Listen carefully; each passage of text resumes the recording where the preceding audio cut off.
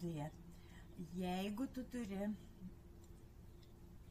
tulžį užlinkusi, arba išvis jos neturi, arba kad ir turi, bet būna taip, kad nenuteka, tai atsiranda akmenis, nes tulžis sutirštėja, o tulžį gamina tai kepenis, taigi jas būtina valyti.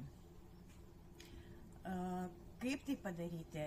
Labai gerai yra rytais gerti karštą vandenį, nes jis praplečia kraujagyslės ir suskystina tulžį, kad jį ištekėtų.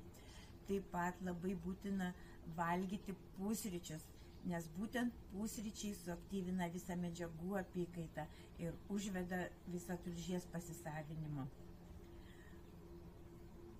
Ir be to labai gerai šitą padaryti su funkciniu maistu, ląstelių maistu, kuris būtent sutvarko visą žarnyną, valo kepenis, valo tulžį, valo limfą, mūsų inkstus.